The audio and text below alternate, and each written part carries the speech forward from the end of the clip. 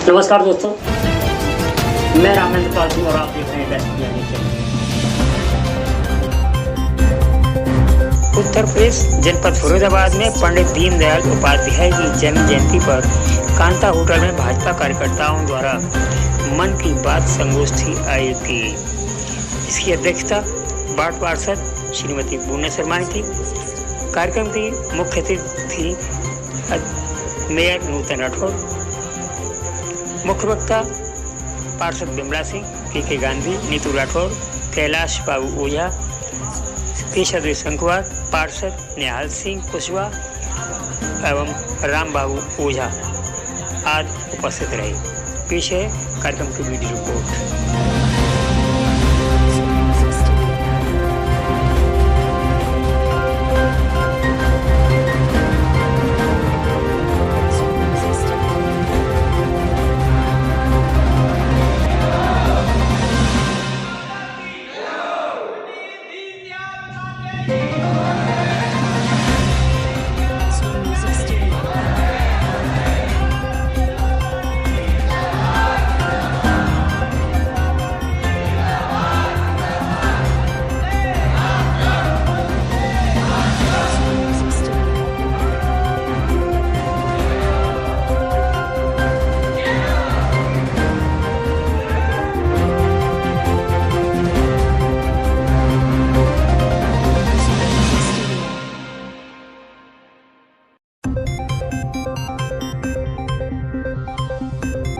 विभिन्न पदों पर सम्मानित पदाधिकारीगण और मेरे देवपुर कार्यकर्ता बंधु साथियों, आज हम ऐसे शख्स की जन्मदिन मना रहे हैं जिन्होंने भारत देश के अंदर अंत्योदय की स्थापना की।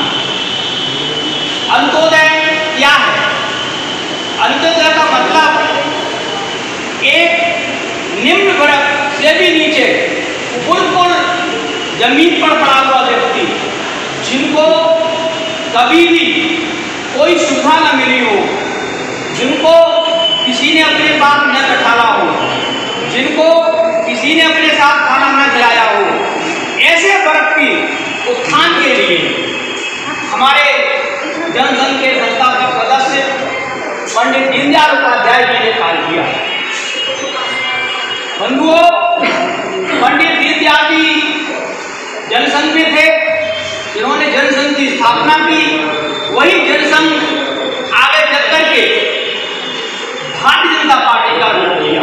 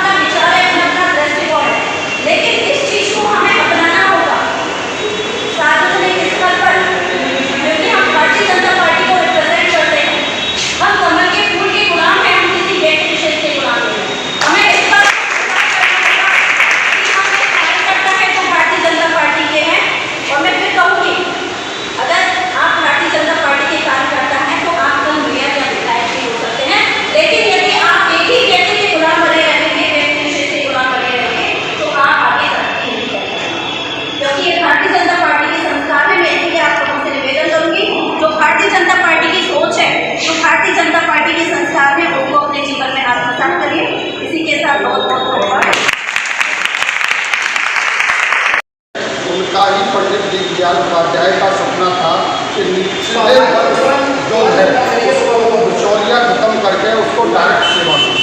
उनके साथ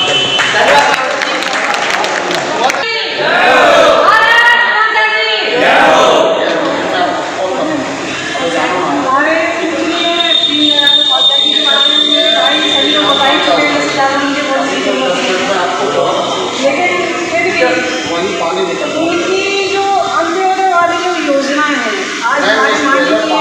मोदी जी और योगी जी के द्वारा जो आज हमारे देश में, प्रदेश में और शहर में आई हैं, उनका सभी लाभार्थी लाभ ले रहे हैं। आप सब लोग देख रहे हैं।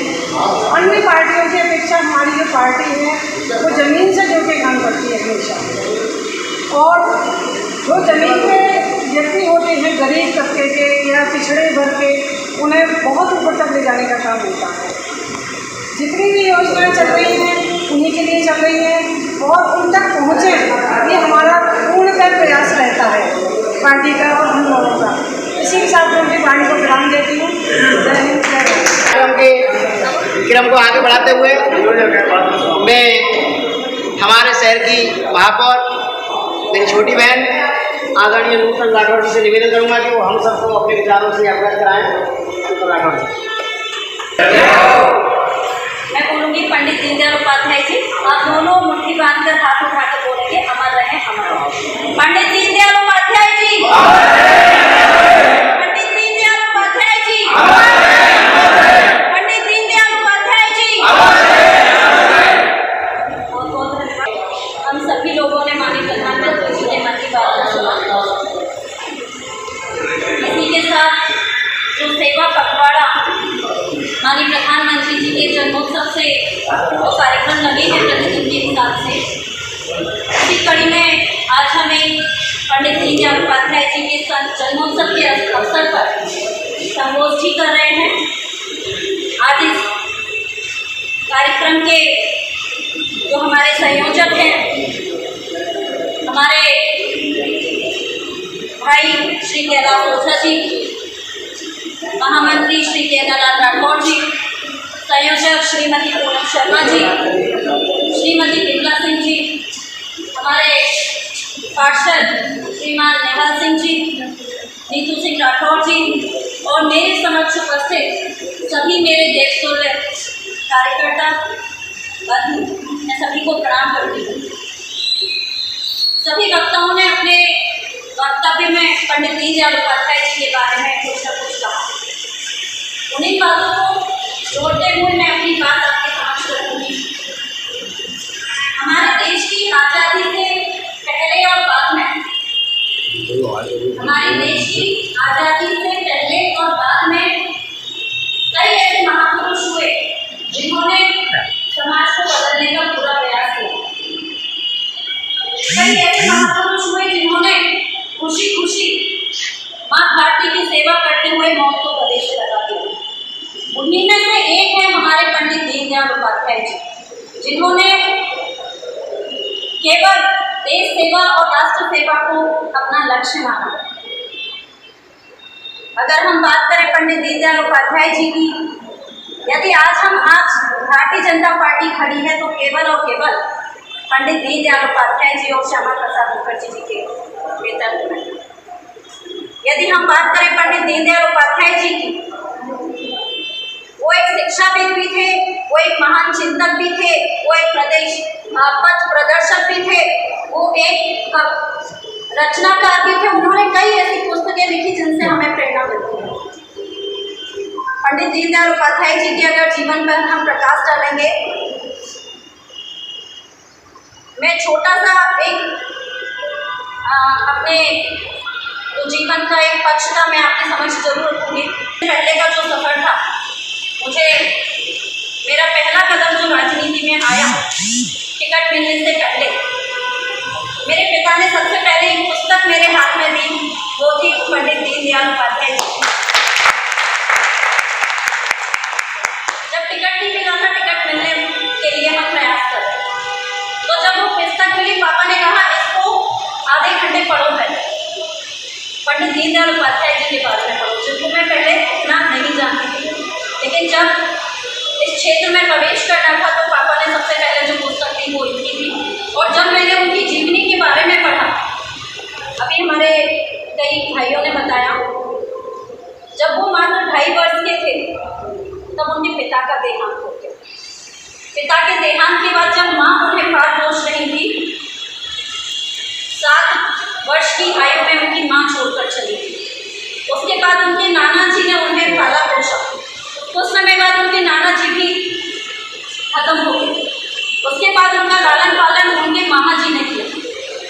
मामा जी के लालन पालन के बाद जब वो बड़े हुए और इतना बड़ा जो उनके कंधों पर हम कह सकते हैं कष्ट का बोझ, कि बचपन से ही जो उन्हें कष्ट मिले उन सबको अपने ऊपर रखते हुए भारी मन से हाई स्कूल पास किया राजस्थान से, इंटर पास किया C3 से, ग्रेजुएशन कानपुर से, और जब वो स्नातक करने आगरा अंग्रेजी साहित्य से उन्होंने MA की जो पढ़ाई शुरू करी, उनको बीच में पढ़ाई छोड़नी पड़ी क्योंकि उनकी ममेरी बहन की तबीयत खराब हो गई। तब उन्होंने अपने एक दोस्त जो उनको ग्रेजुएशन मिले थे, बलवंत जी, जिनकी प्रेरणा से उन्होंने RSS में प्रवेश किया। RSS में जब उन्होंने प्रवेश किया तो संघ शिक्षा वर्ग का दूसरा वर्ष पूरा किया सन 1942 में। 1945 में उनको उत्तर प्रदेश के लखीमपुर जिले में एक प्रचारक के रूप में भेजा गया। यहाँ से जो उनका सफर शुरू हुआ, एक राष्ट्र की सेवा के लिए उन्होंने जो अपना जीवन लगाया, यदि हम बात करें जो उनका सेवा काल का समय था,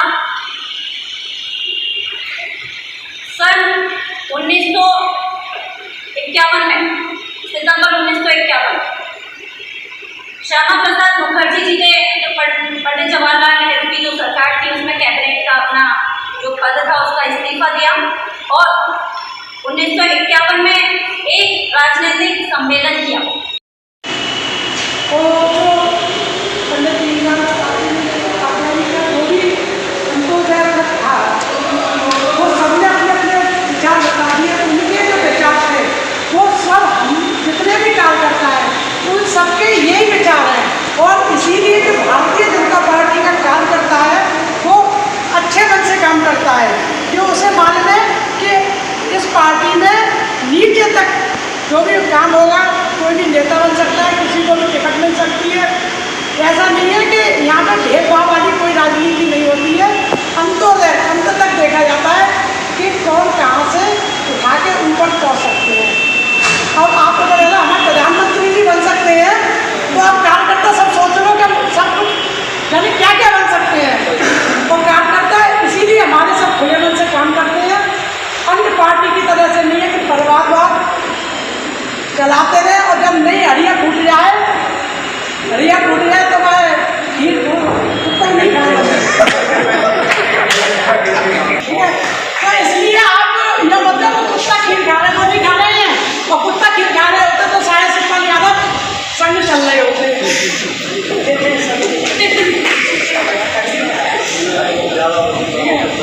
अच्छा ठीक है, चलो अंत्योदय तो हमें जाना है, इसीलिए हमारे यहाँ राशन की व्यवस्था अंत्योदय की गई, घर की गई। हमारे प्रधानमंत्री आदरणीय नरेंद्र मोदी जी ने उसको उस सपन को पूर्ण रूप से साकार किया है, और वो साकार हमें दिखाई दे रहा है। हर घर में जिसके गरीब के घर पर छतरी थी, छतरी मिली, राशन भी मिला, रहने की व्यवस्था, खाने की व्यवस्था, बीमारी की व्यवस्था। बीमारी की कोई सोचता है? नहीं सोचता ना, लेकिन हमारे प्रधानमंत्री ने बीमारी की भी सोची कि हमारे जब स्वस्थ रहेंगे तभी आगे की जो उन्नति है वो हो पाएगी। इसलिए सारी व्यवस्था को लेकर चले। इसलिए आज हम सभी धन्य हैं कि पंडित दीनदयाल उपाध्याय जी की जन्म जयंती मनाने का हम सभी को सौभाग्य प्राप्त हुआ।